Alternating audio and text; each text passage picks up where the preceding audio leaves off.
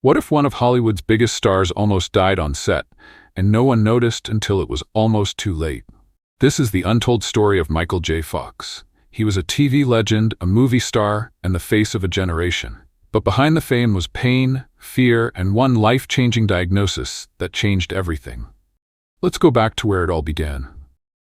Michael J. Fox was born on June 9, 1961, in Edmonton, Canada. His dad was a soldier and his mom worked in an office.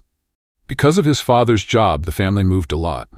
By the time Michael was a teenager, he had lived in 5 different cities. He was small, funny, and fast, and for years he dreamed of becoming a professional hockey player. But by the time his friends grew tall and strong, Michael had stopped growing. He was just 5 feet 6 inches, and that meant hockey wasn't going to work out. So he looked for something else, and found acting. At just 15, Michael landed his first TV role on a Canadian show called Leo and Me.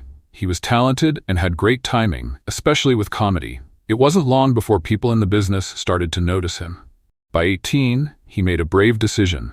He left Canada for Hollywood with only $500, no job, and no promise of success.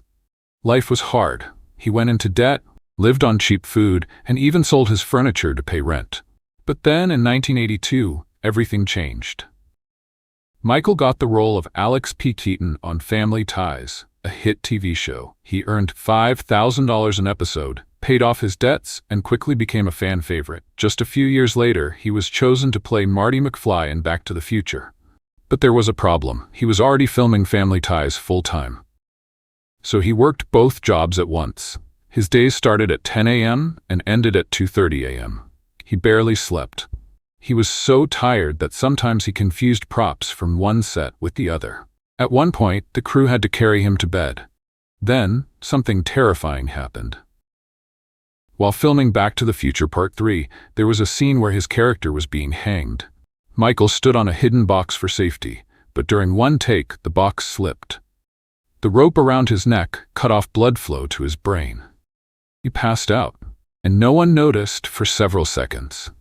If the director hadn't realized in time, Michael could have died right there on set. But that wasn't the only thing threatening his life. In 1991, while filming another movie, Michael noticed his finger twitching. Doctors gave him the shocking news. He had Parkinson's disease. He was only 29 years old. He kept the diagnosis a secret for years. He took medicine to hide the symptoms. He leaned on walls, held props, and forced his body to look normal on camera. But the truth was, he was struggling every day. In 1998, he finally went public with his diagnosis. Instead of giving up, Michael became a voice for others with Parkinson's. He started the Michael J. Fox Foundation, which has raised hundreds of millions of dollars for research. His work has helped speed up new treatments and give hope to people around the world. He stepped back from acting, but never stopped pushing forward. In 2025, at age 64, he's still fighting and still inspiring millions.